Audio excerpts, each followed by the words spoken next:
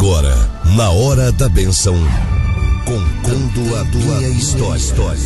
Muito bem, irmão Rodrigo. Sim, senhor. Estamos aqui para contar mais uma história hoje da irmã Josi, né? Sim, senhor. Da irmã Josi. Vamos lá? Vamos embora. Eu esqueci do tempo, rapaz. Voou. Glória. A paz de Deus, meu nome é Josi, falo do Jardim Nordeste, na zona leste de São Paulo. Minha irmã mora na Vila Ré, pertinho daí. Sou nascido e criado em Crateús, no estado do Ceará. Somos de uma família muito pobre e passamos muita necessidade quando eu era criança.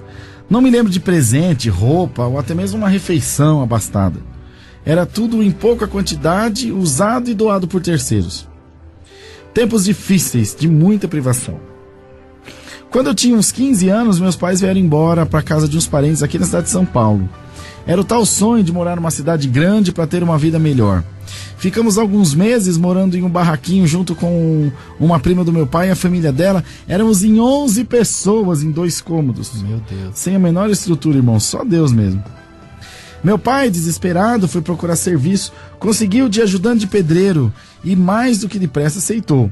Minha mãe lavava a roupa para fora e com isso, depois de algum tempo, fomos morar em 2 cômodos alugados para nós 5. Meu pai, minha mãe, eu e 2 irmãos.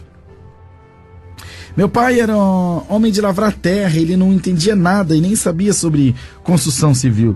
Ele sofreu muito nas obras porque não tinha intimidade com esse tipo de trabalho. Sempre chegava em casa machucado, coitado, mas nunca desistiu. Tinha um senhor que deu serviço para ele, que era empreiteiro, e sempre tinha trabalho. Meu pai trabalhou para ele como ajudante uns 8 anos, se eu não me engano.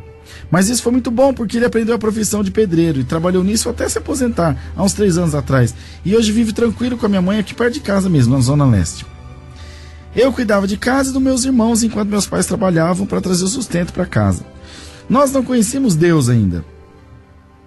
Minha mãe sempre foi uma mulher de muita fé e fazia as orações dela diariamente dentro de casa.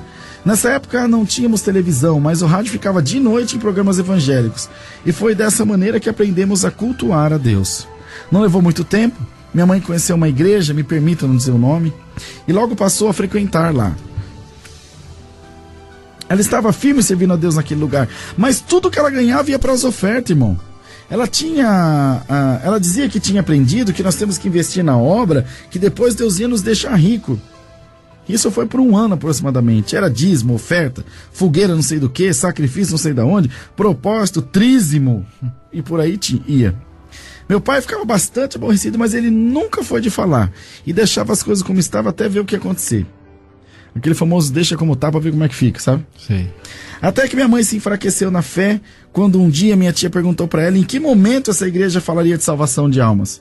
Minha mãe não soube responder porque em 1 ano ela nunca tinha ouvido falar nisso. Era só dinheiro. Logo ela parou de frequentar a igreja e ficou em casa novamente entristecida e com a sensação de ter sido enganada. Era isso que ela dizia, que Deus não tinha cumprido o que havia prometido para ela. O problema é que Deus não havia dito nada, irmãos. Ela estava sugestionada por pessoas de má índole que usava boa fé e inocência dos outros para se aproveitar. Mas enfim, vamos em frente. Eu tinha uma colega de escola que era evangélica também, e logo ela passou a me levar aos cultos da igreja dela aos domingos de manhã. Era muito legal, eu gostava muito. Meus pais ficaram felizes porque eu sempre tive dificuldade de me relacionar, e essa amiga estava me ajudando muito. Não foi muito tempo, meu pai foi comigo. E logo depois minha mãe e meus 2 irmãos mais novos. Lá Deus fez grandes promessas e fomos aprendendo a servir a Deus com todo o nosso coração. O pastor nos ensinou a importância das ofertas, mas muito mais a importância da obediência e da fé incondicional a Deus. Hoje já não somos mais enganados sobre isso, graças a Deus. Quando eu fiz 18 anos, já havia terminado o ensino médio, mas nem sonhava em fazer faculdade. Eu trabalhava em uma padaria próxima de casa e ganhava um salário mínimo que mal daria para eu pagar a escola, quem dirá as demais despesas. Eu ajudava em casa também. Até que decidi prestar vestibular, porque sempre gostei de estudar, irmãos, mas era uma faculdade paga. E eu passei, mas não fiz a matrícula, não tinha condições. O tempo passou e prestei um concurso para o TRT, Tribunal Regional do Trabalho, aqui de São Paulo. E para a glória do nome do Senhor Jesus, eu passei, meus irmãos. Ali dentro Deus me abençoou, fiz minha faculdade, me casei.